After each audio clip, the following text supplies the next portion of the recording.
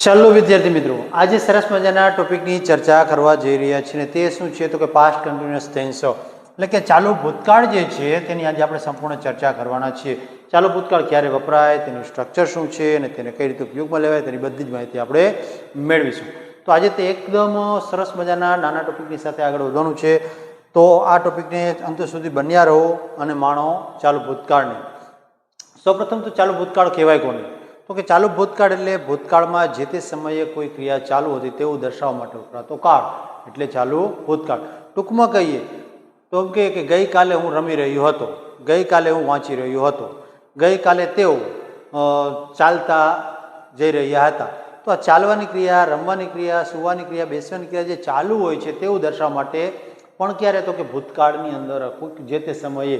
તો અહીંયા આપણે જોઈ શકીએ છીએ કે આપણને કીધું છે પાસ્ટ કન્ટિન્યુઅસ ટેન્સ, એટલે કે શું તો કે ચાલુ ભૂતકાળ જે છે તે એવો કાળ છે જે ભૂતકાળમાં કામ ચાલુ હતું તેવું દર્શાવે છે. કેવું દર્શાવે તો કે ભૂતકાળમાં જે તે સમયે કોઈ ક્રિયા ચાલુ હતી તે પ્રકારની રજૂઆત કરવાની ત્યારે વપરાતો કાળ એટલે આ ચાલુ ભૂતકાળ. હવે તેની બીજી બાબતની ચર્ચા કરીએ તો તેનું બંધારણ અથવા તો એમ કહીને કે સ્ટ્રક્ચર શું છે, તેનું વાક્યરચના શું છે તે આપણને આપ્યું છે અહીંયા કે સબ્જેક્ટ પ્લસ વોઝ અથવા વર પ્લસ વર્બ આઈએનજી. ટૂંકમાં કહીએ તો આપણી પાસે કર્તા છે, પછી સહાયકારક ક્રિયાપદ તરીકે વોઝ અથવા વર, અને ત્યારબાદ જે તે ક્રિયાપદનું આઈએનજી વાળું રૂપ પ્લસ કરી અને અહીંયા શું આવી શકે છે તો કે અન્ય શબ્દ જે છે, અધર વર્ડ છે તે આવી શકે છે. તો આ પ્રકારની સ્ટ્રક્ચર, આ પ્રકારનું સ્ટ્રક્ચર છે, આ પ્રકારની વાક્યરચના છે. ત્યારબાદ હવે અહીંયા આપણી પાસે બે સહાયકારક ક્રિયાપદ આપ્યા છે, વોઝ અને વર. તો વોઝ ક્યારે વપરાય અને વર ક્યારે વપરાય તેની પણ થોડી ચર્ચા કરી લઈએ. તો અહીંયા જ્યારે કર્તા તરીકે આઈ, હી, સી, ઇટ, આ કોઈ પણ કર્તા તરીકે આમાંથી કોઈ પણ આવી જાય ત્યારે આપણે સહાયકારક ક્રિયાપદ તરીકે શું વાપરીશું તો કે વોઝ વાપરવામાં આવે છે. અને તેની સાથે આમાં કોઈ પણ એક વચનનું નામ, કોઈ પણ સ્ત્રીવાચક, કોઈ પુરુષવાચક, કોઈ નાનેતર જાતિનું નામ હોય, જો તે એક વચનનું નામ હોય તો તેની સાથે પણ સહાયકારક ક્રિયાપદ તરીકે વોઝ વપરાશે.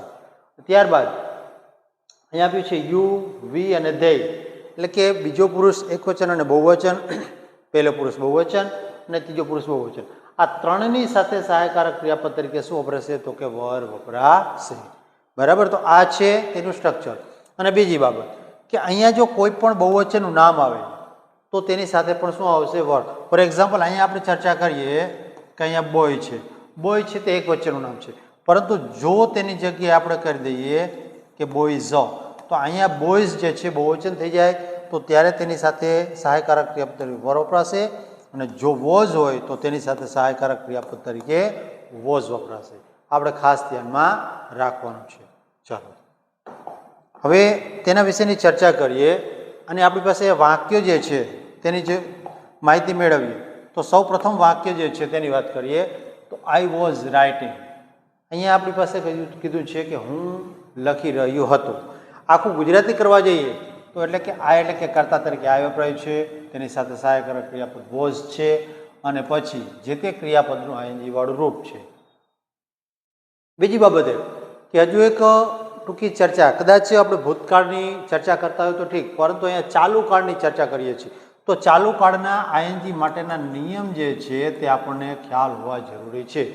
આમ તો જો કે આના અગાઉનો જો આપણે ચાલુ વર્તમાન કાળની ચર્ચા કરી હતી ત્યારેના નિયમ જોયા હતા, પરંતુ આજે ફરી વખત એ પૂરતી નજરે જોઈ લઈએ. જો કોઈ ક્રિયાપદને સામાન્ય રીતે ક્રિયાપદને અંતે શું લગાવવામાં આવે છે તો કે આઈએનજી. ફોર એક્ઝામ્પલ કહીએ તો કે રીડ, તો આનું જે છે તે શું કરવામાં આવે છે તો કે રીડિંગ. તો અહીંયા જોઈ શકો છો મિત્રો શું લાગ્યું છે તો કે રીડની પાછળ આઈએનજી લાગ્યું છે. પછી કહીએ કે ભાઈ પ્લે, તો પ્લે જે છે તો શું થશે અહીંયા પ્લેઇંગ. તો અહીંયા પણ મુખ્ય ક્રિયાપદની પાછળ શું લાગે છે તો કે આઈએનજી લાગે છે. ત્યારે આ રૂપને શું કહેવાય છે તો કે વર્તમાન કૃદંત, એટલે કે ચાલુ ક્રિયા દર્શાવવા માટેનું ક્રિયાપદ કહેવાય છે. ત્યાર પછી જો કોઈ ક્રિયાપદને અંતે શું આવેલું તો કે ઈ આવેલો હોય, કોઈ પણ ક્રિયાપદને અંતે ઈ આવેલું હોય તો શું કરવાનું છે તો કે ઈને દૂર કરવાનું છે અને પછી આઈએનજી લગાડવાનું છે. ફોર એક્ઝામ્પલ આપણે કહીએ લાયક, તો લાયક જે છે તમે જોઈ શકો છો છેલ્લો અક્ષર કયો છે તો કે એ છે. તો હવે અહીંયા લાયકનું શું થઈ જશે LIKING. ટૂંકમાં કહીએ તો એ શું થાય છે નીકળી જાય છે, અને પાછળ આઈએનજી લાગે છે. પછી બીજું એક્ઝામ્પલ લઈએ તો શું થશે તો કે યુઝિંગ, યુઝ ઓફ. શું કહીએ તો કે યુઝ.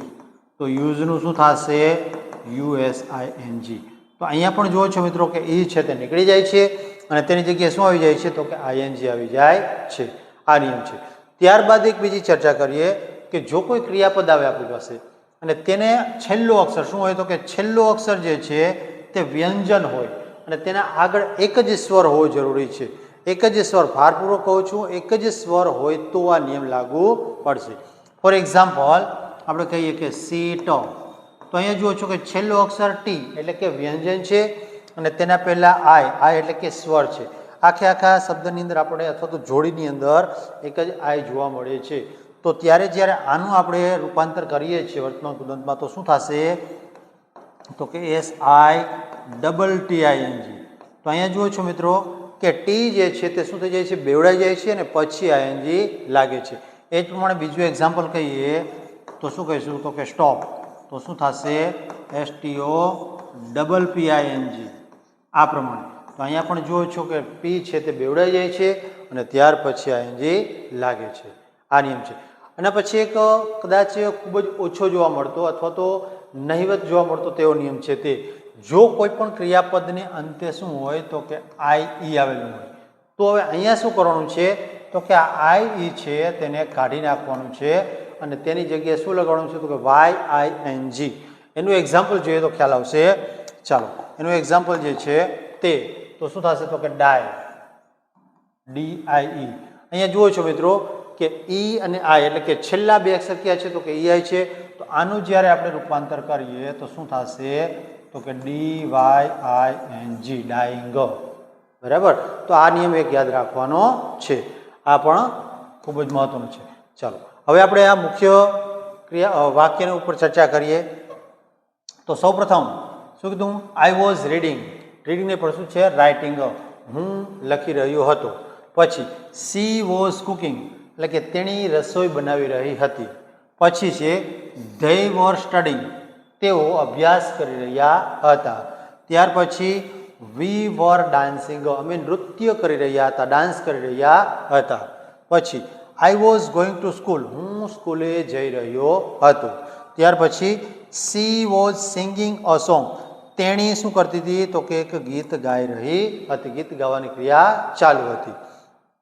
ત્યાર પછી વી વર પ્લેઇંગ ક્રિકેટ અમે ક્રિકેટ રમી રહ્યા હતા. તો આ મિત્રો છે કેવા વાક્ય છે કે જેની અંદર આપણને જોવા મળે છે ડાયરેક્ટ કે ચાલુ ભૂતકાળ જે છે તે રજૂ થયેલો જોવા મળે છે. ચાલો આગળ. ત્યાર પછી ની ચર્ચા કરીએ તો અહીંયા બીજા વાક્ય આપણને આપ્યા છે નેગેટિવ સેન્ટેન્સ.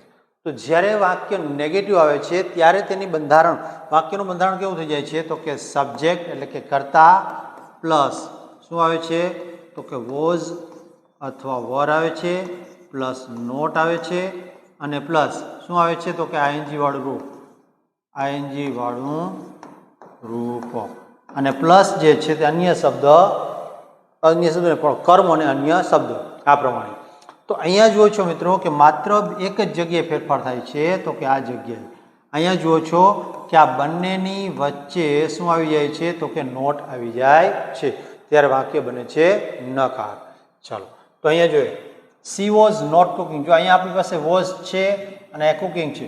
માની લો કે આ ન હોય આને કાઢી નાખીએ અહીંયા તો શું થશે કે સી વોઝ કુકિંગ તેણી રાંધી રહી હતી.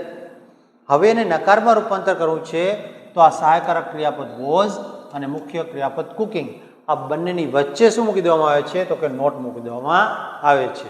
તો શું કહેશું સી વોઝ નોટ કુકિંગ તેણી રસોઈ બનાવી રહી ન હતી. પછી they were not studying તેઓ અભ્યાસ કરી રહ્યા ન હતા. we were walking in the garden અહીંયા ફરી વખત વાક્ય હકાર છે.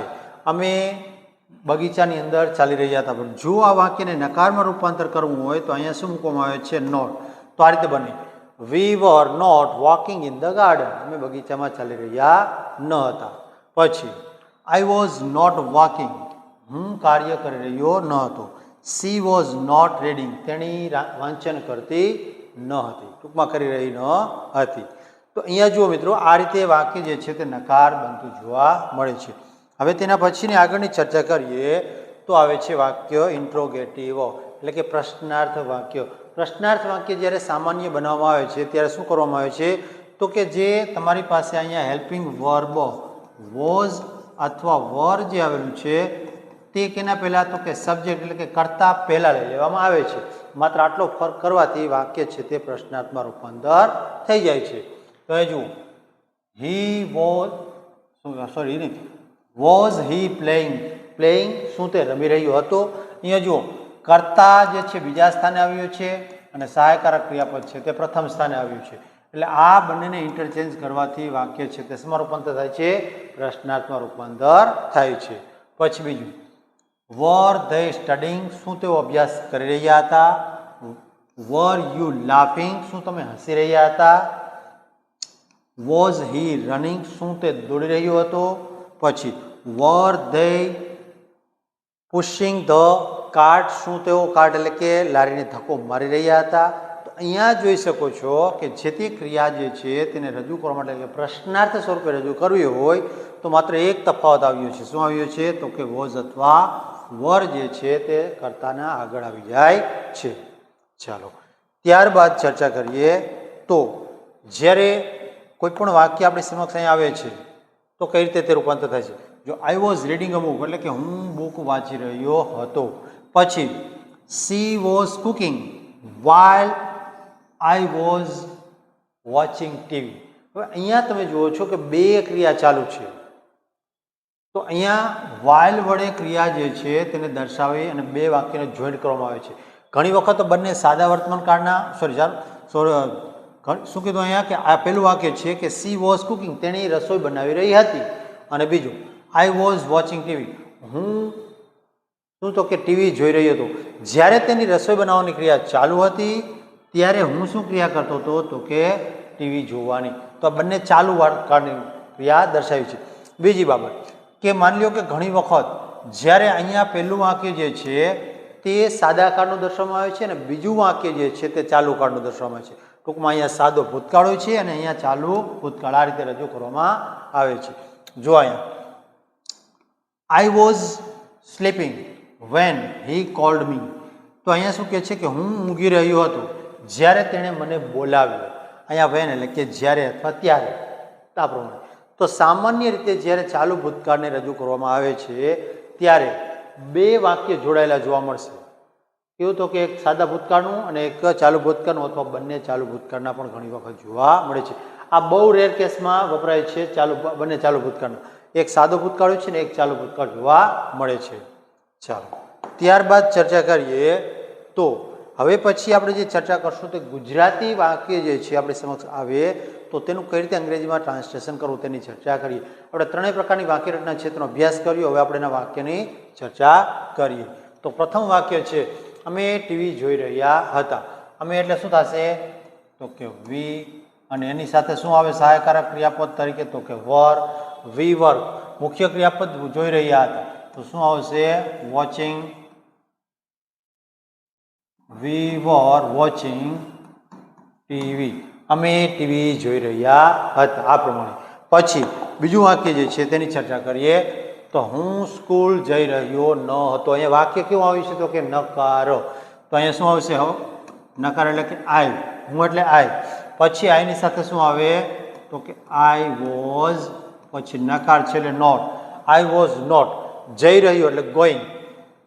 શું આવશે, ગો. એની પાછળ લગાવશું આપણે ING. I was not going. ક્યાં, તો કે to school. I was not going to school. ચાલો તો આ પ્રમાણે વાક્ય બને છે. ત્યાર પછીની વાક્યની ચર્ચા કરીએ તો શું તે ખાઈ રહ્યો હતો. વાક્ય કેવું છે, તો કે પ્રશ્નાર્થ. હવે અહીંયા પ્રશ્નાર્થ વાક્યનું જ્યારે અંગ્રેજીમાં રૂપાંતર કરવાનું છે ત્યારે મિત્રો કઈ બાબતને ધ્યાનમાં રાખવાની, તો કે સૌપ્રથમ કર્તા છે તેને આઈડેન્ટિફાઈ કરવાનું છે. કર્તાના આધારે આપણે નક્કી કરશું કે ભાઈ વોઝ આવે છે કે વર આવે છે. તો કર્તા અહીંયા હી છે એટલે કે તે એટલે કે હી. તો જો અહીંયા આપણે કર્તા તરીકે હી લઈએ તો તેની સાથે સહાયકારક ક્રિયાપદ શું આવે, તો કે વોઝ આવે. તો આપણે પહેલાં શું લઈશું, અહીંયા વોઝ હી. શું તે ખાઈ રહ્યો હતો. ખાવું એટલે કે ઈટ.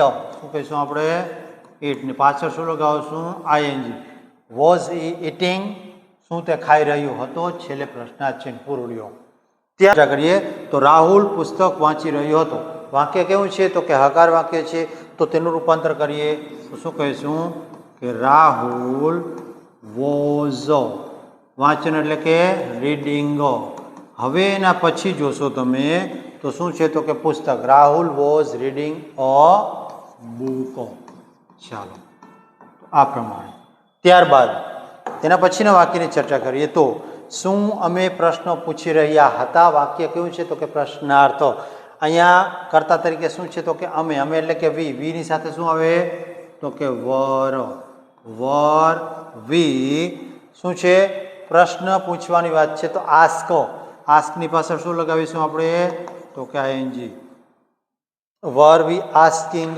ક્વેશ્ચન પ્રશ્નો બરાબર ચાલો તો આ છે આપણું પ્રશ્નાર્થ વાક્ય ચાલો નેક્સ્ટ જઈએ એના પછીના વાક્યની ચર્ચા કરીએ તો પ્રથમ કોમલ ચિત્ર દોરી રહી હતી ફરી વખત આપણે કરતા તરીકે કોણ આવ્યું છે તો કે કોમલ વોઝ ડ્રોઈંગ શું કરી રહી છે તો કે પિક્ચર દોરવાની ક્રિયા was drawing a picture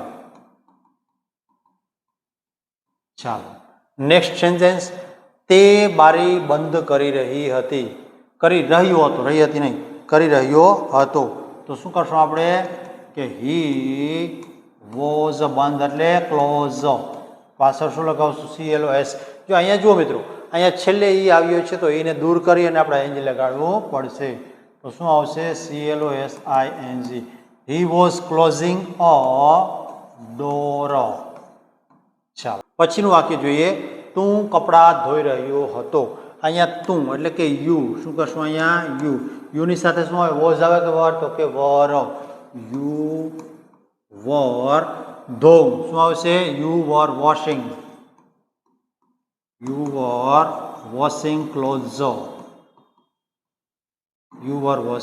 close પછી હું દરવાજો ખોલી રહ્યો હતો ફરી વખત અહીંયા હું એટલે શું લઈશું આપણે તો કે આઈ વોઝ અહીંયા ખોલવાની ક્રિયા છે ઓપનિંગ તો કે શું ઓપનિંગ